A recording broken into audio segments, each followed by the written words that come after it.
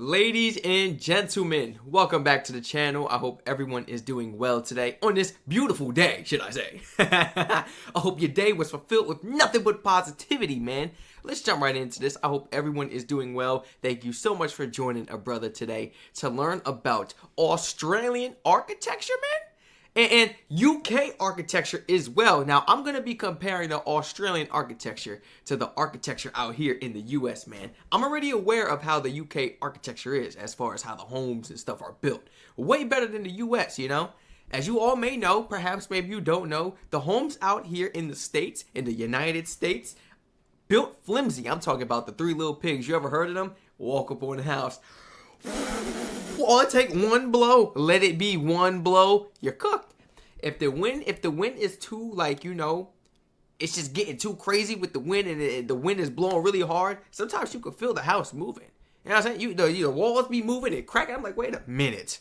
Something ain't right. Some of these houses be falling apart, be driving down the road. I'm talking about it was just like a random, you know, rainstorm, nothing too crazy. And there's a tree on your house. I'm like, bro. But it's like the tree is literally in your house. I'm like, man, they must have made your house out of paper or something. Like, the way that tree was caved in, you ain't got no home. Like, guys, and that's the stuff I worry about. Yeah, I'm not worried about the trees.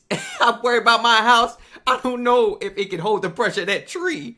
These homes is built soft. Shawman. You know what I'm saying? Like some toilet paper, bro. Let's go ahead and jump right into this video. Australian architecture. Here we go.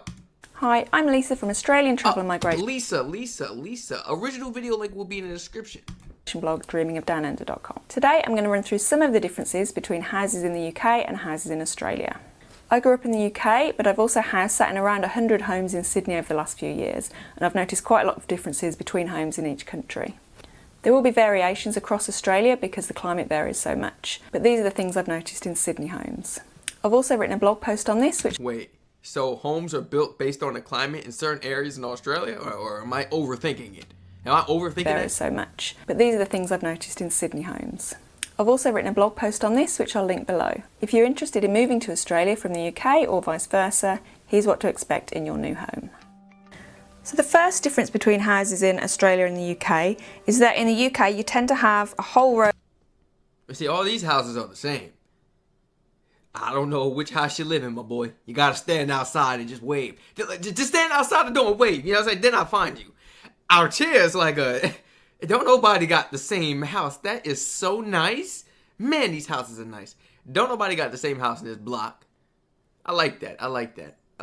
Of houses along the road that have the same design repeated over and over, whereas in Australia you can have every house on a road being completely different. And I think this is due to people buying land in Australia and then having a home built on it. Y'all got money. You're not telling me that most homeowners out there in Australia built that from scratch? Y'all got that type of money to be building from scratch? That's a good investment. I'm not gonna lie, I would actually do that rather than putting what? $500,000 plus into a house? Well, that's what we're used to over here in the US, and maybe cheaper out there in Australia. So if I'm coming with that type of money for the US or Australia, I think I got enough for some land, right? Man, that's so smart. Build on the land. It's yours. I want to keep extending it. I want to build on it. I'm trying to make my crib look like Universal Studios. I want it to look like a movie set. So much going on. Matter of fact, I got a second house. I got a guest house. Yeah, come on, bro. Rather than people buying existing homes like they do in the UK. Some of the older housing in Australia is repetitive, like the old terraces and Federation homes that you have in Sydney, but generally you've got a really wide variation of housing styles along the same street. It kind of reminds me of how the houses look in New York. That's how my grandmother's house looks. Except it's not 2 stories like this. It's just 1 story and it has a basement. There is no upstairs, you know? There's that first floor and then there's a basement. So you could just exclude this top right here. But yeah, that's how it looks. Another difference is that houses in Australia usually have a veranda across the front of the house, and this creates shade across the front window, and it's also quite a nice feature because people put chairs and benches on them that face out into the street.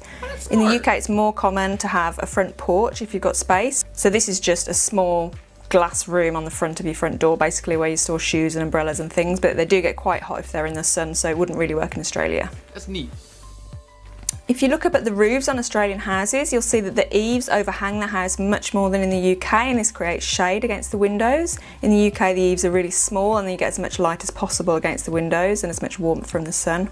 The windows themselves are different between Australian and British homes. So in Australia, in the older homes, you'll often have wooden framed sash windows, and in the newer homes, you'll have big metal. That's my first time hearing of that. Wooden frames, sash windows, sash windows, Wooden framed sash windows. sash. I've never. And in the newer homes, you'll have big metal frames around your windows, and they'll slide open sideways rather than opening outwards. In the UK, you have nearly always double glazing, which you don't seem to have in Australia, and you normally have the thick plastic frames and windows that open outwards. You also have a layer My whole frame is plastic, man. My whole everything, the window, everything. I could be sure. The window could be plastic. Like sometimes I press on the window and I just be testing my might, and I'll be like, man, if I punch this window, I feel like I would be able to do some damage. Like, I don't feel like this window would do any damage to my knuckles. I'm being so serious, guys.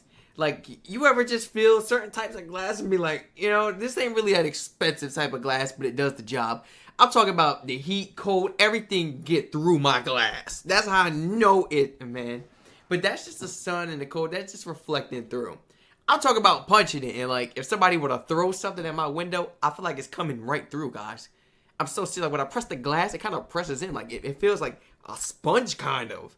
It don't feel like glass. It don't. You think I'm tripping? I make a short video.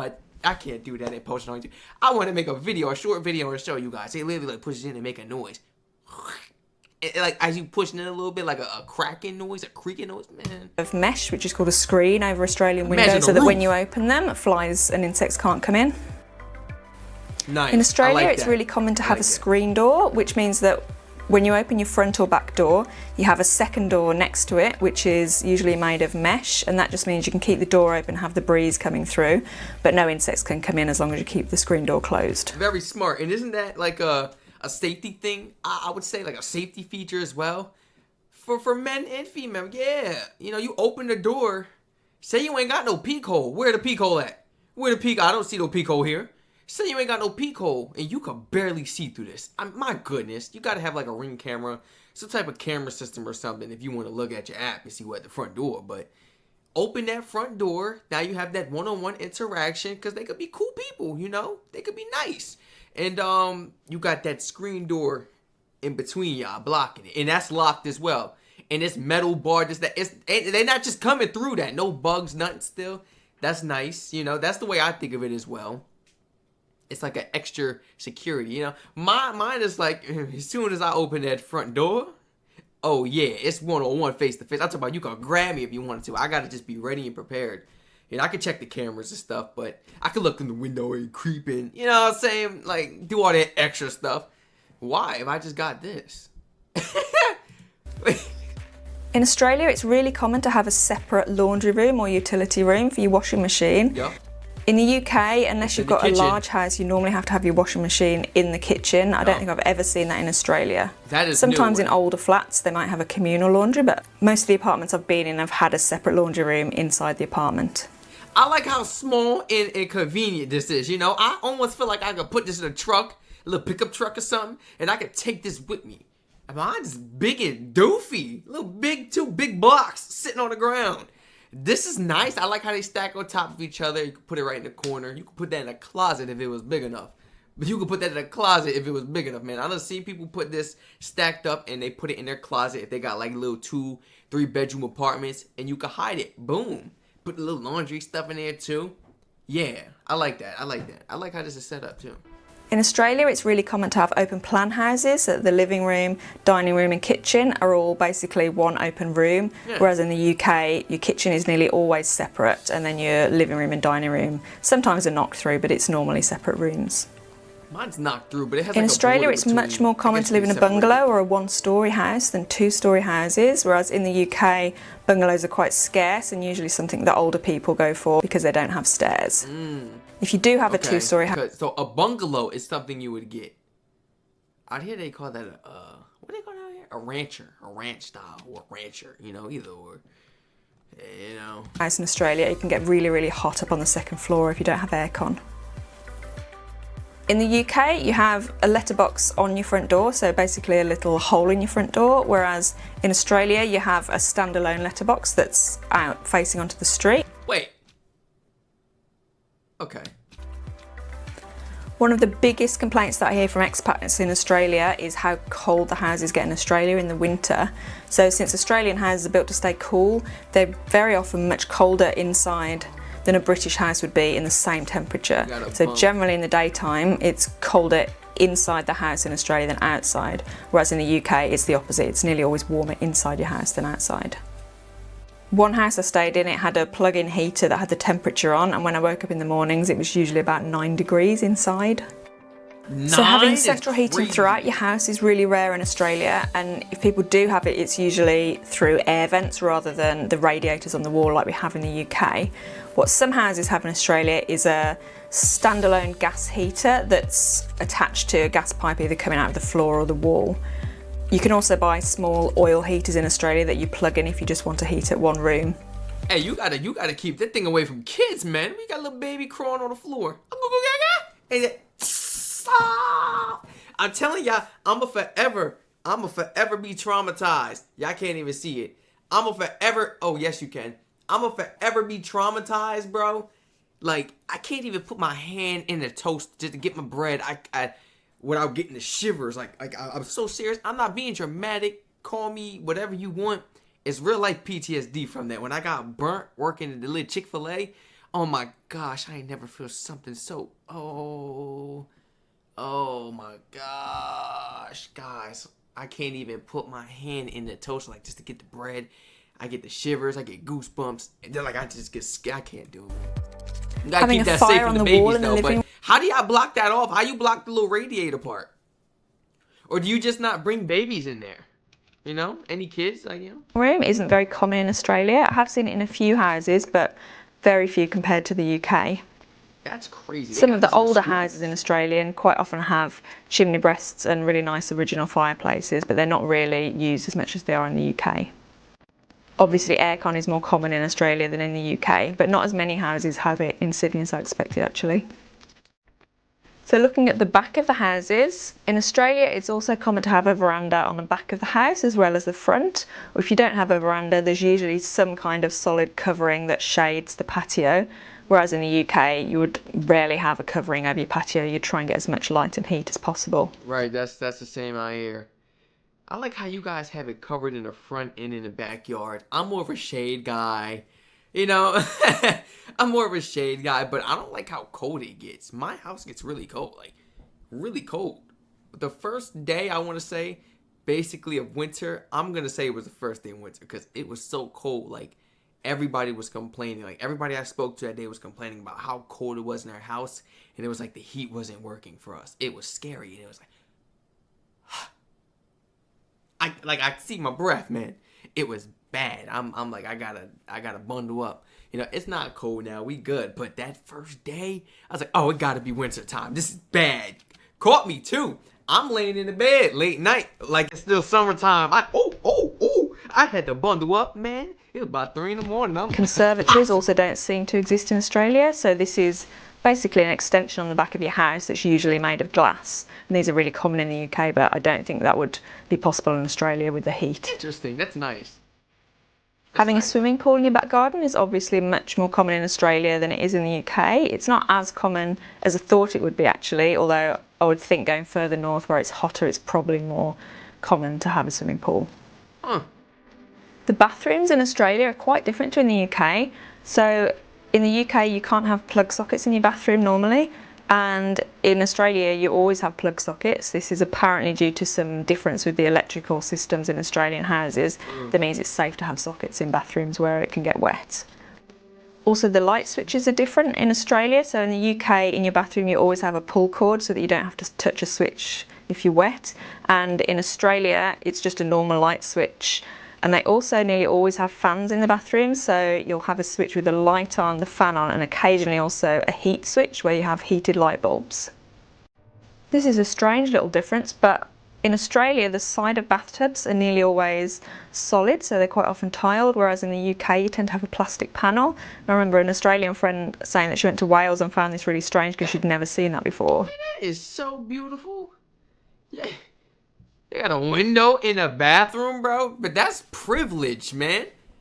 Maybe I've been living wrong all these years. Like, that is privilege. I got a window. I wish I had a window in my bathroom. I'm not gonna lie. It's just really neat having a window there, even if you don't open it, you know. But at least get some fresh air. Like, that's beautiful. Stay it's raining, and I'm a rain type of guy. You can listen. You can even watch the rain. You know. You can hear it pounding against your window, and you taking a shower. Oh, you really gonna hear it then?